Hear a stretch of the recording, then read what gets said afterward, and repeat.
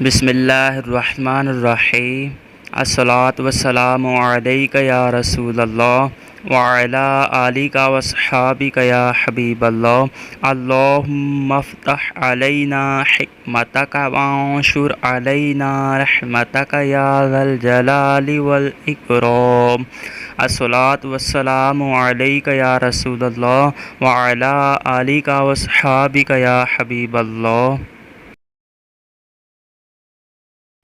انشاءاللہ عز و جل آج ہم خلاصۃ النحو کے سبق نمبر 3 کی تمرین یعنی مشق حل کریں گے، اور آج کے سبق میں ہم معرفہ اور نکیرہ کے بارے میں پہچان کریں گے۔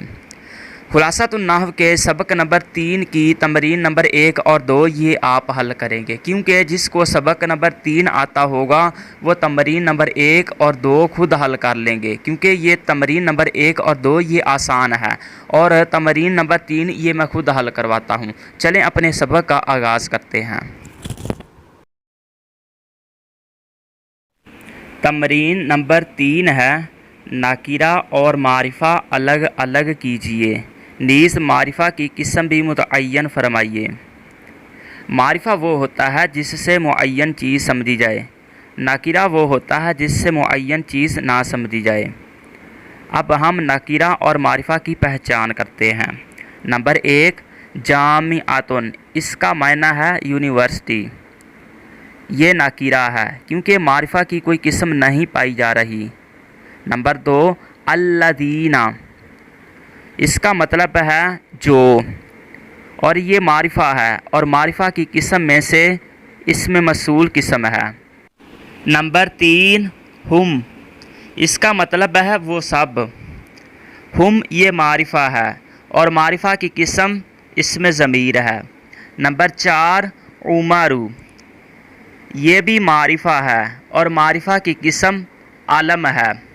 نمبر 5، استاذ، اس کا مطلب ہے پڑھانے والا، یہ نکیرہ ہے کیونکہ اس میں معرفہ کی کوئی قسم نہیں پائی جا رہی۔ نمبر 6، الدرس، اس کا مطلب ہے سبق، الدرس یہ بھی معرفہ ہے اور معرفہ کی قسم معرف باللام ہے۔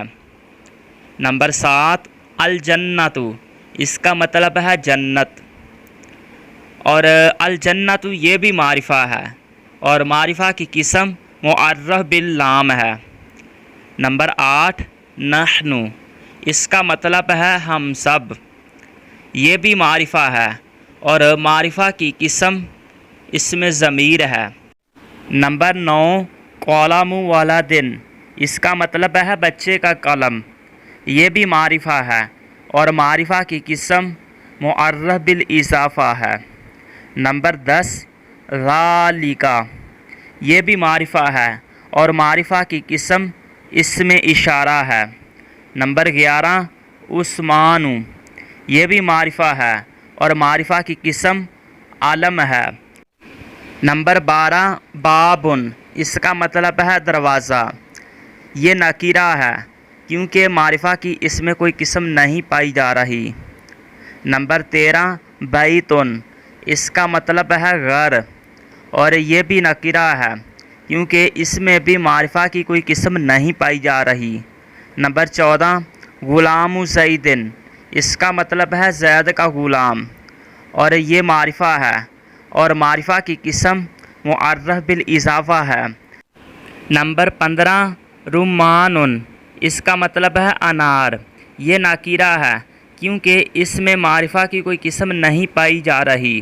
حلو، اس کا مطلب ہے میٹھا، یہ بھی نکیرہ ہے کیونکہ اس میں بھی معرفہ کی کوئی قسم نہیں پائی جا رہی۔ نمبر 17، ھذا، اس کا مطلب ہے یہ، ھذا اسم معرفہ ہے اور معرفہ کی قسم اسم اشارہ ہے۔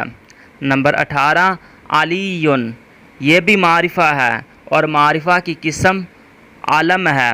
نمبر 19، تلک، اس کا مطلب ہے وہ مؤنث کے لیے، اور یہ بھی معرفہ ہے، معرفہ کی قسم اسم اشارہ ہے۔ نمبر 20، ثمر، اس کا مطلب ہے پھل، یہ نکیرہ ہے کیونکہ اس میں معرفہ کی کوئی قسم نہیں پائی جا رہی۔ نمبر 21، شجر، اس کا مطلب ہے درخت، یہ ناکرہ ہے کیونکہ اس میں معرفہ کی کوئی قسم نہیں پائی جا رہی۔ نمبر 22 یا نبی، اس کا مطلب ہے اے نبی، یہ معرفہ ہے اور معرفہ کی قسم معرف بالنداء ہے۔ نمبر 23 کتبن، اس کا مطلب ہے کتابیں، یہ ناکرہ ہے کیونکہ اس میں بھی معرفہ کی کوئی قسم نہیں پائی جا رہی۔ نمبر 24 انا، اس کا مطلب ہے میں، انا یہ بھی معرفہ ہے اور معرفہ کی قسم اس میں ضمیر ہے۔ دوستو آج کا ہمارا سبق مکمل ہوا۔ دوستو جیسے جیسے آپ صرف اور نحو کے اسباق پڑھ رہے ہیں ان کا اجرا لازمی کریں۔ جب آپ اجرا کریں گے انشاءاللہ عز و جل آپ کی صرف اور نحو بہت مضبوط ہو جائے گی۔